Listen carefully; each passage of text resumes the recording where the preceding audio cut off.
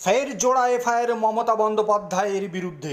সম্প্রতি 2 দিন আগেই ধর্মতলায় প্রতিবাদ সভা থেকে কেন্দ্রীয় স্বরাষ্ট্রমন্ত্রীকে উদ্দেশ্য করে একটি দেশবিরোধী বিতর্কিত মন্তব্য করেছিলেন মমতা বন্দ্যোপাধ্যায়।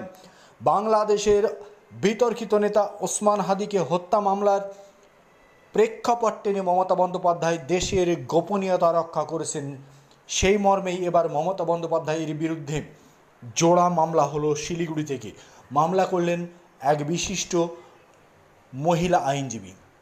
মমতা বন্দ্যোপাধ্যায়ের বিরুদ্ধে ভারতীয় দণ্ডবিধির 4 ধারায় মামলা করা হয়।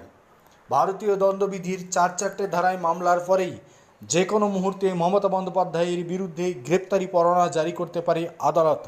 সূত্রের খবর, মমতা বন্দ্যোপাধ্যায় শপথ নেওয়ার সময় তিনি শপথ বাক্য পাঠ করার সময় বলেছিলেন তিনি দেশের অখণ্ডতা ও গোপনীয়তা রক্ষা করবেন।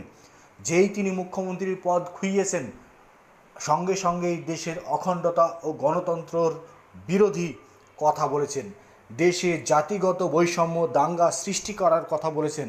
এমনকি বাংলাদেশের মৌলবাদীদের উস্কে দিয়ে বাংলাদেশের সংখ্যালঘুদের উপরে যাতে চরম আক্রমণ হয় সেই ধরনের কথা বলেছেন মমতা বন্দ্যোপাধ্যায়, যা নিয়ে তার বিরুদ্ধে এফআইআর হয় এবং দ্রুত তার বিরুদ্ধে পদক্ষেপ হওয়ার সম্ভাবনা প্রবল হচ্ছে। অন্যদিকে মমতা বন্দ্যোপাধ্যায়ের এক তৃণমূল নেতা আবাসে কাটমানি খাওয়ার অভিযোগে তার বাড়ি ঘিরে ফেলে উন্মত্ত জনতা।